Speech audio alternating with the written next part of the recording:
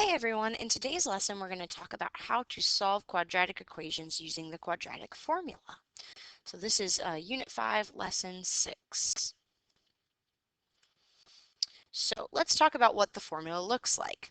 And you can remember it pretty easily by singing it to the tune Pop Goes the Weasel. So x equals negative b plus or minus the square root of b squared minus 4ac all over 2a. Sorry that shifted a tiny bit there, but that is the square root of b squared minus 4ac. All right, where does it come from? It comes from completing the square. We showed that at the end of last class. When does it work? For any quadratic equation that's in standard form. So make sure it's in standard form and you can use it. And it gives us imaginary and real answers. So the first thing we want to talk about the quadratic formula is something called the discriminant. Now the discriminant is the part of the formula that is underneath the radical. So b squared minus 4ac represents our discriminant. And our discriminant is great because it tells us our types of solutions. It tells us whether the solutions are real or imaginary. All right, and it also tells us the number of solutions. So telling us, are there one or two? Now, quadratic equations always have two solutions, but they're not always two distinct solutions. Okay, so if you have one solution, that means it's not distinct, it's just a repeated root. So here are three scenarios. If b squared minus 4ac is greater than 0, you're going to have two real and distinct solutions, meaning they're two different ones, and we can see them on our graph. If b squared minus 4ac equals 0, we're just going to have one real solution. We have a repeated solution or a double root. And then if b squared minus 4ac is less than 0, so a negative number, we're going to have two imaginary solutions. So we're not going to be able to see them on our graph. So here are three examples that you want to find the discriminant for to determine what types of solutions you have and what kinds, how many I should say. All right, so you just want to look at your A, your B, and your C. So our A in this one is 1, that's the number in front of my x squared. My B is negative 1, and my C is 3. Sorry, things keep moving. So my discriminant, I'm going to do B squared minus 4 times A times C. So I get 1 minus 12, that's negative 11. Because negative 11 is less than 0, I'm going to have two imaginary solutions.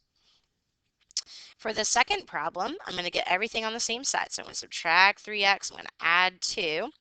All right, that's in standard form now. My A is now 1, my B is negative 3, and my C is 2.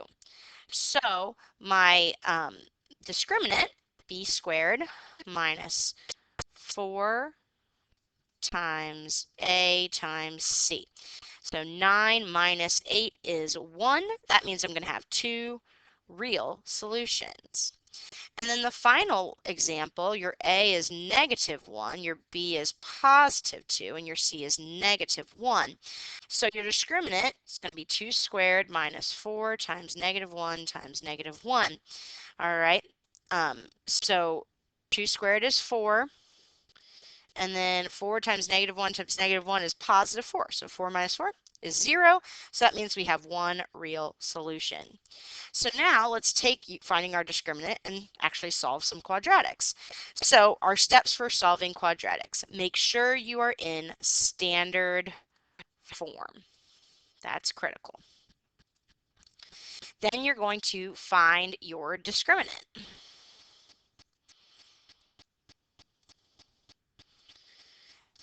Then you're going to use your quadratic formula.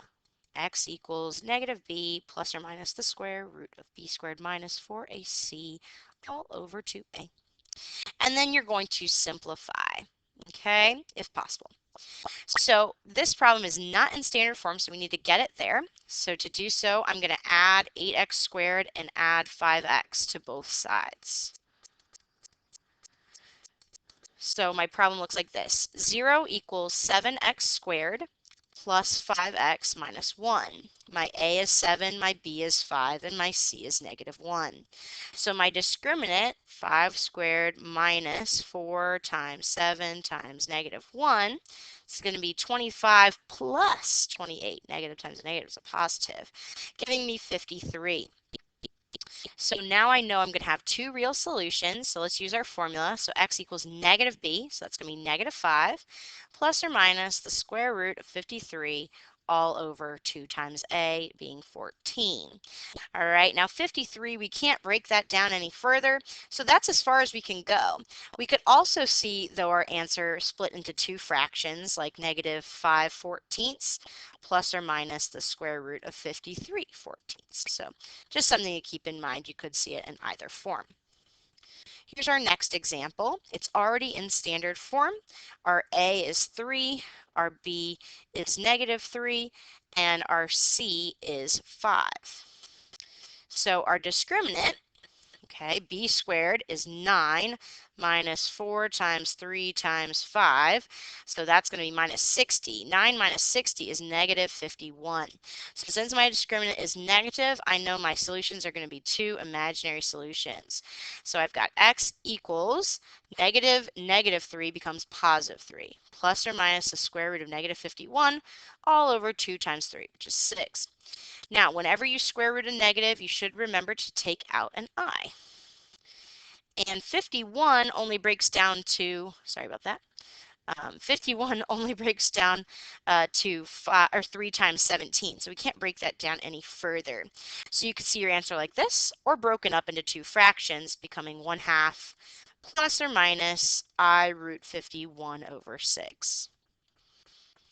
Get everything into standard form for this next problem. You're going to subtract x squared to get x squared over here. You're going to add 3x to get minus 2x and subtract 6 to get plus 1. All right. So let's find our discriminant. So b squared, that's going to be 4. Negative 2 squared is 4. Minus 4 times 1 times 1. That's going to be 4 minus 4. That's 0. That means we're going to have one distinct solution.